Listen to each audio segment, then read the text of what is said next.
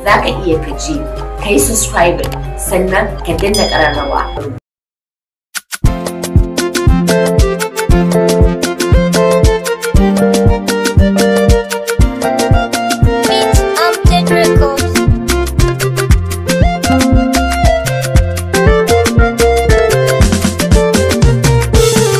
Kalmar so tana nufin abin da zuciya ta so, amma ana wa ɓangaren raine da rayuwa. So ne lagon mutane biyun da shakuwa, mai kama ɗan adam da aljan da beguwa.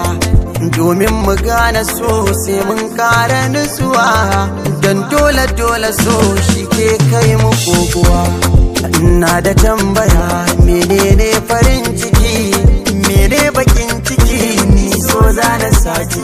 Shi so ba ya duba girma, duk sanani ya saka fama. Ba talakan garin mu ba basara ke bare hukuma. Kai shi so daban yake, ba laba koko a fake. So bai san gari ba zai kai ka ina zama yake. Kalamansa da yawa kullum si ta karuwa, sun kai koli har sun samin kishin ruwa. Ni kai so da kai nake, ina kake, ina da tambaya gunka da mun yi haduwa. Na gano masoyi kullum shi in ya tashi bacci, burinsa dai masoyiya kar ta kara kunci. Sai ya lalubo waya ya kira shi kin ci abinci, bai dama kansa ya ci ba sai ungwanarsa ta ci. So san bai da tausayi, so san bai da tausayi.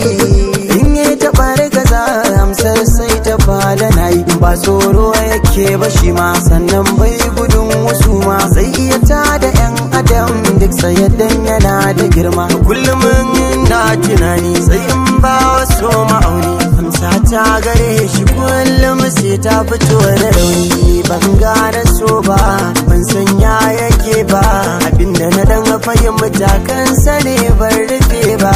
Kalmar so tana da girma, tana da fadi, cikin ta kwai nishadi kwai nau'i da fama. Ni ma ɗalibi nake, sannan bincike nake, kullum ne ma nake ɗan hujjojin da zan rike. Ba dare da rana na tambaya wa kaina, shi menene so menene ba hadiyana. Amsa guda na san da so sila ne, kuma ma haɗi ne ga wanda duk ya gane.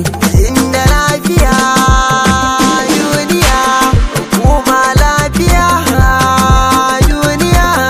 Ni girman zamani ko kuma garni, na san ba za a rayu a cikin su babu so ba.